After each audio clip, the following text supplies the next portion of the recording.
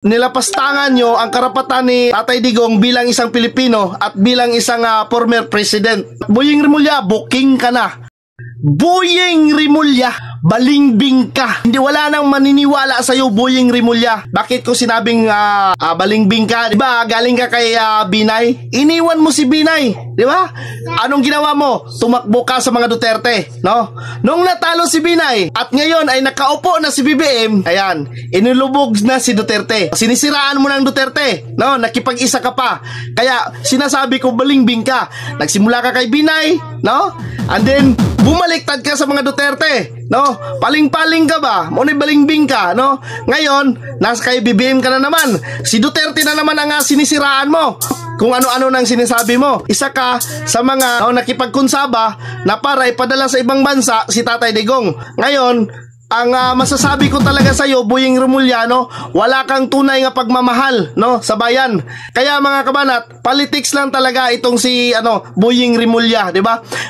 Personal interest, no, nga makasurvive siya, no, sa kanyang posisyon, no, para matakpan ang mga kasalanan. Kung sino yung nasa nandoon talaga siya, no, para siyang linta ba? Para siyang linta. Kung sino yung nasa administrasyon, doon na naman siya magpasipsip sa doon para may posisyon sa palagi sa mga administrasyon at mapagtakpan yung mga hindi magandang gawain, lalong-lalo na alam niya naman nung inaatake siya ni Percy Lapid, no, nga alam na alam ng taong bayan may negosyo itong si Boyeng Rimulya sa Pugo. Kaya dinidepensahan niya, no? Isang broadcaster yon, no? Tinitira itong si Boyeng Rimulya kahit dahil isang sinungaling to si Boyeng Rimulya, no? So ngayon, ano nang nangyari sa kaso ng ang bilis ang bilis yung kaso ng kanyang anak, no? Sa pagdi-deliver ng marijuana. Oh, yun ang imbestigahan mo. Yung anak mo, no? Bakit napakadaling daling na yung kaso ng anak mo?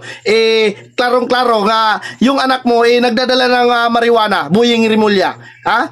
Nasa kaso. Kaya nga sinabi namin hindi dapat ikaw ang naging ombudsman dahil yun nga ay pamumulitika yung banat mo no? Ikaw yung may kaso, may pending case ka pa, no?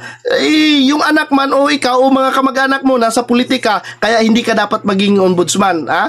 Kaya sinasabi ko mga kabanat, itong si Boyeng Rimulya hindi sa pagsilbi sa bayan ang interes nito, kundi para protektahan yung mga kalukuhan o political career niya, itong si Boyeng Rimulya. Kaya ngayon, no, BBM na naman, parang linta siya, no? Pasip-sip-sip-sip siya, no? Tinitira niya yung mga Duterte at ang mga kalyado ng mga Duterte kung ano-ano, kahit alam niyang mali, kahit na alam naman nga walang ginagawang masama yung mga kalyado niya, nagtatrabaho lang ng mayos, tuloy pa rin, no? Kaya ngayon, ang ginagawa nila, paatras na yung investigasyon. Walang napatunayan si Boyeng Rimulya, sa totoo lang.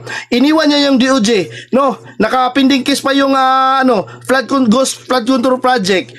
Dapat, managot na ang dapat managot. Pero anong ginawa nila? Andyan na pero ang ginawa nila dahil matutumbok na, no, yung andyan na name drop na si Saldico at Martin Romualdez, no, ituturo na lang kung sino pa yung kasali nila, paatras na naman sila, balik sila sa administrasyong Duterte dahil yun nga ayaw nilang gustong matumbok yung tunay nga may sala dahil pinoprotektahan itong ni Boyeng Rimulya. Ito yung sinabi ni Soto the best protector itong si Boyeng Rimulya, no, sa kanyang interview. Ayan mga kabanat, Boyeng Rimulya, booking ka na.